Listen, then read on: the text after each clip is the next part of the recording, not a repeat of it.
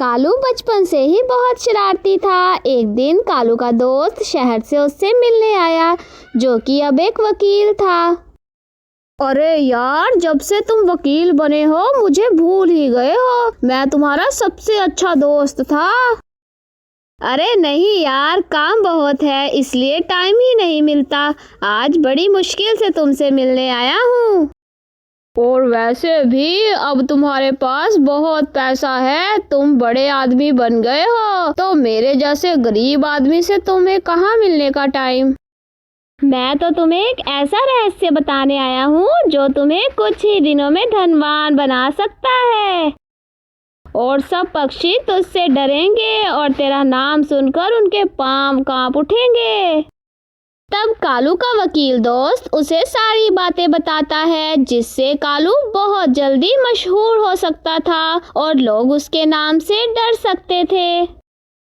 मैं अच्छी तरह से जानता हूँ कि आप बचपन से ही ऐसी चीजें करते आ रहे हैं। ये आपके लिए बहुत आसान है।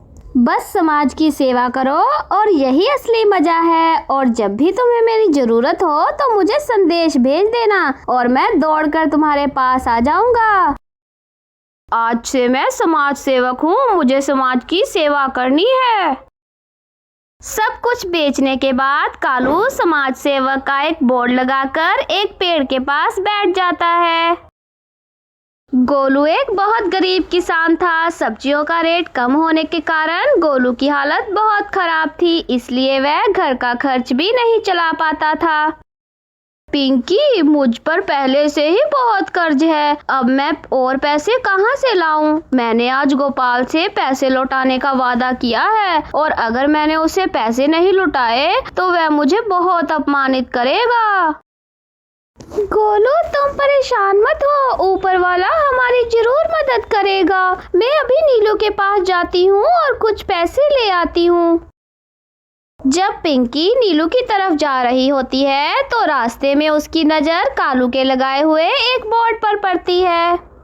जिस किसी को पैसा चाहिए वह आकर कालू से बिना ब्याज के उधार ले सकता है। नीलू बहन, मुझे कुछ पैसे की जरूरत है, घर का राशन खत्म हो गया है, कृपया मुझे कुछ पैसे उधार दे दीजिए, मैं आपको पैसे लौटा दूंगी। अरे पिंकी बहन, तुम थोड़ी देर पहले आती तो मेरे पास कुछ पैसे थे, वो मैंने मोहन भाई को दे दिए, अब मेरे पास कुछ अनाज बचा है। नीलू बहन, मैंने अभी पढ़ा है कि कालू बिना ब्याज के पैसे दे रहा है। पिंकी, ऐसा कैसे हो सकता है? हम सब कालू को अच्छी तरह से जानते हैं। कालू बिना ब्याज के किसी को पैसे नहीं देगा और उसके पास इतने पैसे भी नहीं है कि वो किसी और की मदद कर सके। दूसरी ओर गोपाल अपने पैसे वापस पाने के लिए गोलू के पास जाता है। हाँ गोलू भाई, आपका वादा आ गया, आज मेरे पैसे निकाल लो। मैं पैसे लिए बिना यहाँ से नहीं जाने वाला। आपको मुझे ब्याज सहित 500 सिक्के देने होंगे। लेकिन गोपाल भाई, मैंने आपसे केवल 50 सिक्के ही लिए थे। क्या तुम नहीं जानते कि मैं ब्याज भी लेता हूँ? लेकिन इतना तो मैं नहीं जानता था।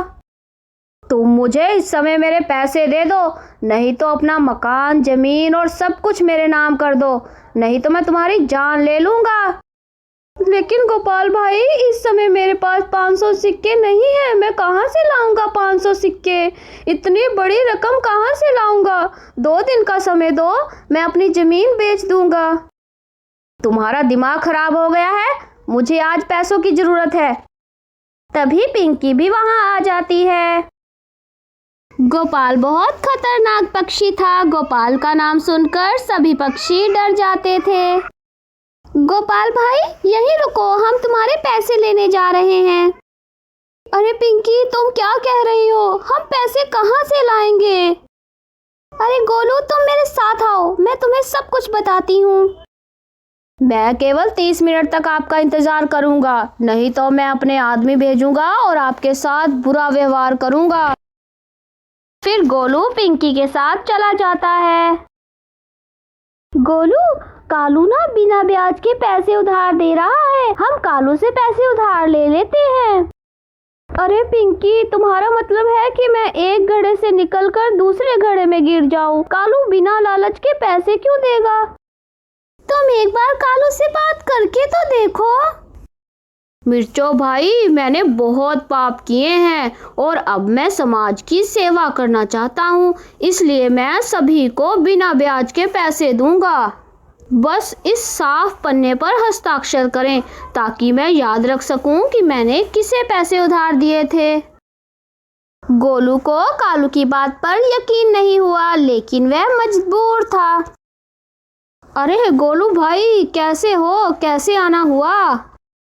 कालू भाई, मुझे 500 सिक्के चाहिए। मुझ पर गोपाल का बकाया है। अगर मैं उसे नहीं दूंगा तो वो मुझसे सब कुछ ले लेगा। जी हाँ, गोपाल बहुत ही खतरनाक पक्षी है, लेकिन चिंता मत करो, मैं तुम्हें 500 सिक्के दूंगा। जब तुम चाहो तो वापस कर देना।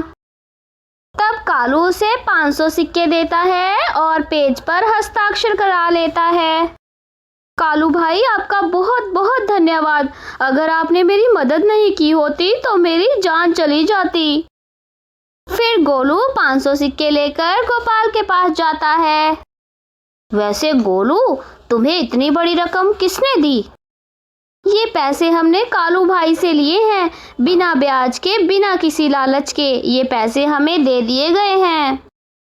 वो तो तुम्हें बाद में पता चलेगा कि कालू जैसा पक्षी किसी की मदद नहीं कर सकता। इसी तरह कालू हर दिन किसी न किसी पक्षी को पैसे उधार देता और उससे एक सादे कागज पर हस्ताक्षर करा लेता था। अरे मोहन भाई, आप बहुत भाग्यशाली थे। मैं काम से कहीं जा रहा था। चलो जल्दी से यहाँ हस्ताक्षर करो ताकि मैं तुम्हें 200 सिक्के दे सकूं। कालू भाई, तुम्हारे पास इतने सिक्के कहाँ से आए? पहले तो तुम्हारी हालत बहुत खराब थी। अरे मोहन भाई, ये तो ऊपर वाले का धर्म है। देखो, पहले तुम्हारे पास कुछ नहीं था, अब 200 सिक्के मिल रहे हैं।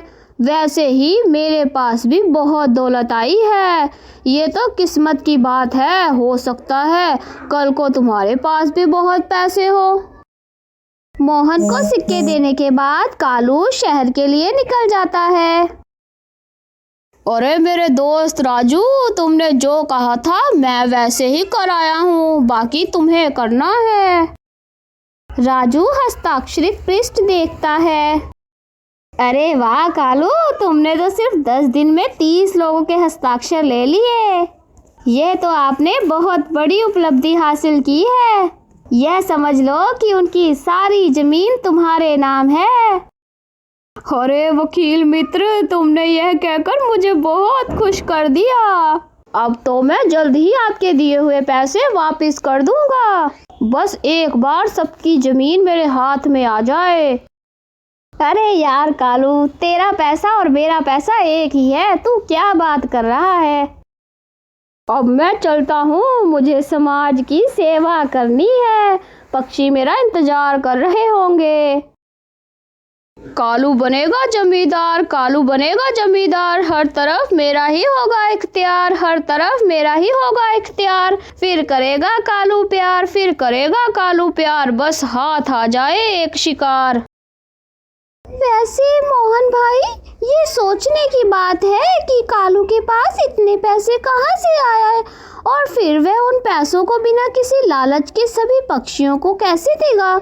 इसके पीछे जरूर कोई बड़ी बात होगी। लेकिन नीलू बहन, कालू ने हमसे कुछ नहीं लिया। सिर्फ एक कोरे कागज पर हस्ताक्षर हो रहा है और उस कागज पर कुछ भी नहीं लिखा हुआ। कोरा कागज है, कोरा। हस्ताक्षर सुनकर नीलू सोच में पड़ जाती है। मुझे ये पता लगाना है कि कालू इस पर हस्ताक्षर ही क्यों करवा रहा है। वो नाम भी तो लिख सकता है ना। गोरी को तो अपनी माँ के घर गए हुए बहुत दिन हो गए हैं और वह वापस नहीं आई। अच्छा ही है कि उसके आने से पहले मैं शादी कर लूँगा। अरे आओ आओ नीलू बहन, तुम्हारा कालू भाई बहुत अमीर हो गया है। वह जितने पैसे चाहे दे सकता है। हाँ हाँ कालू भाई, ये तो बहुत खुशी की बात है, लेकिन मैं पैसे लेने नहीं आई। मैं तो बस ये जानने आई हूँ कि मेरा भाई लोगों को इतना पैसा क्यों दे रहा है। मैं ये सब इसलिए कर रहा हूँ क्योंकि मैं अपने पापों को माफ करना चाहता हूँ नीलू बहन। लेकिन कालू भाई, आप इस कागज पर हस्ताक्षर क्यों करवा रहे हैं? आप नाम भी तो लिख सकते हैं ना। एक बात है नीलू बहन, तुम्हारी शक करने की आदत अभी तक नहीं गई। अगर मैं साइन नहीं करवाऊंगा तो कल को कोई मुकर जाएगा, इसलिए साइन करवा रहा हूँ। कालू को समाज सेवक बने हुए लगभग 1 महीने से अधिक का समय हो गया था और अब जंगल के लगभग हर पक्षी से कालू ने हस्ताक्षर करवा लिया था। अरे ओ प्रिय मित्र, मैंने तुम्हारे लिए एक बहुत बड़ी खुशखबरी लेकर आया हूँ। आज मैंने एक पक्षी की जमीन तुम्हारे नाम कर दी है। अब धीरे धीरे सभी पक्षियों की जमीन तुम्हारे नाम हो जाएगी। अरे ये तो बड़ी खुशी की बात है। जल्दी से दिखाओ कि कौन से पक्षी की जमीन मेरी है। कालू ने कागज देखा तो वह जमीन गोलू की थी। अरे ये गोलू की संपत्ति है, बेचारा बहुत गरीब है। पता नहीं, ये देखकर मेरा दिल उदास हो गया। अरे ऐसे कार्यों में अपना हृदय कठोर करना पड़ता है। तुम्हें डायलो नहीं, जंगली पक्षी बनना है। खैर मैं जा रहा हूँ, मुझे और भी काम है।